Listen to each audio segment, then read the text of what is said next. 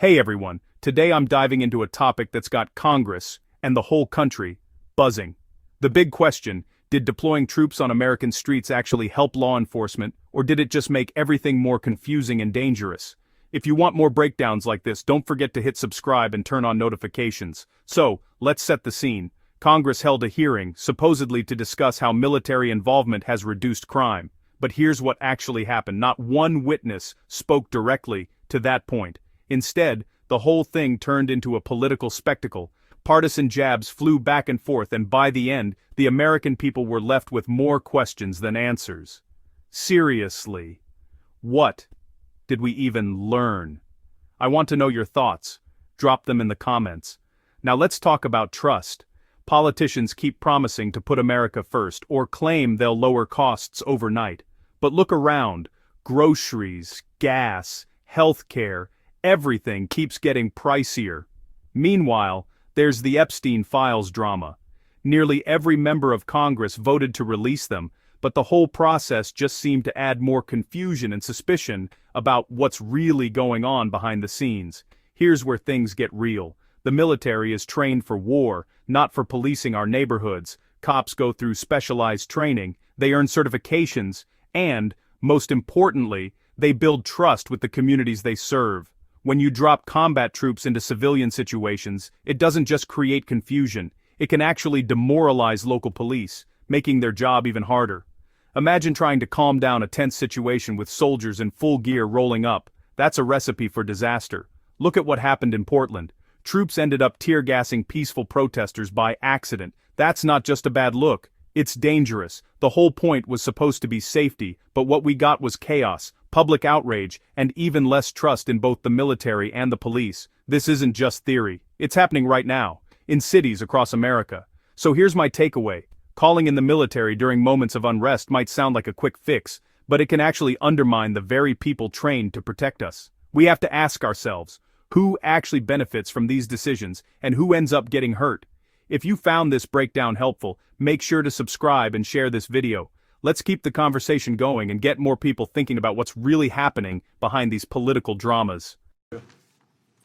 Thank you, Mr. Chairman. I'm deeply disappointed about this hearing. It was billed as an exploration of the Trump-Vance administration restoring law and order through the deployment of the military onto the streets of America. That's what we were here to talk about, and I haven't heard one Republican witness talk about that. How the military, the National Guard, has decreased crime on the streets of America. That's what this is supposed to be about. And so somebody has lied, just like Trump lied. He lied about releasing the Epstein files. He lied about putting America first. He lied about lowering cost on day one. Mr. Johnson, if I can just interrupt for a minute. No, all our witnesses are kind enough to be here. They're not here as a Republican or Democrat. Their own views are to themselves on all. I will say for all of them, none of them are intentionally lying, and they swore an oath. So I appreciate your comments, but please move on. I'm not casting aspersions at the witnesses. I'm saying that this hearing was billed as something that it has not turned out to be. We're supposed to be talking about how the deployment of the military onto the streets of America This is your chance, has lessened crime. This is your chance. I think it's a fair argument for me to make that we have misled the public just like Donald Trump has misled the public. And the public, the American Joe, or the average Joe on the street, is feeling like a sucker now because Trump is telling them that, look, don't believe your lying eyes, prices are down. But they know that price of groceries is up, the price of energy is up, the price of their health care is up. But yet Donald Trump is telling them, believe what I say. They're getting tired of that. They looked at this drama with the Epstein files. They saw him go from doing everything he could to prevent the release into flipping at the last minute so as to save the little face that he still has, because he knew he was going to lose that vote, and he lost it. Every single member of Congress, except for one, voted to release the Epstein files. And so the American people are really confused at this point. They see MAGA Republicans in the House carrying President Trump's water. They're not happy about that. And fortunately, they have a shining light to look at. Her name is Marjorie Taylor Greene, and she has started to move away from the deception, from the lies and deceit, and from the violence. And because of that, she's now being subjected to violence. But let me ask you a question,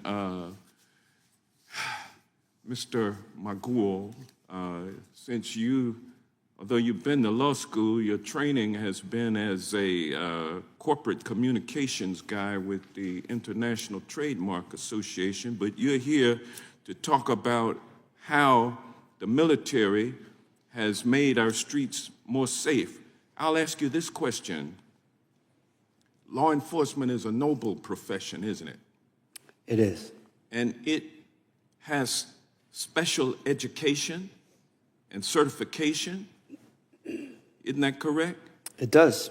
Specialized skills that you get from learning to become a police officer like Miss McKinney's son, and I'm so I'm saddened by your loss, and my condolences to you, Miss McKinney. But law enforcement officers, isn't it true, Mr. Morrow, are trained professionals? Yes, sir. And they take a different oath than does the military. Isn't that correct? Well, I'm not familiar with the military. Because you never served in the military, but the military is trained to combat, to be in combat situations, whereas law enforcement officers are trained to enforce the law.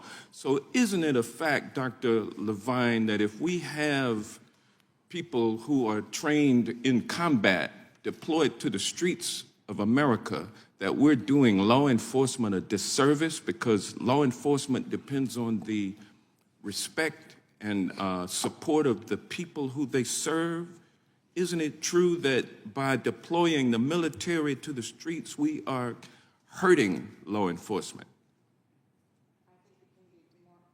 I think it can be demoralizing to local law enforcement to have the National Guard come in as if they aren't capable of doing their jobs. And you're right, they're trained specifically to be policing in a civilian To come in context. and break things up and kill people. That's what the military does, right? I don't know about that. Well, that's not what police officers are trained to do. Correct. With that, I'll yield back.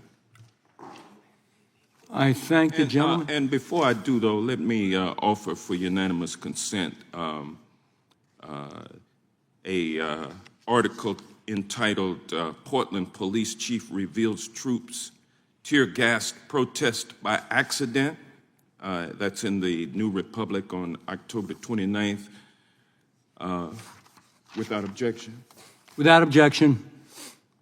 Thank you. I yield back. Thank the gentleman. I now recognize Dr. Onder from the great state of Missouri.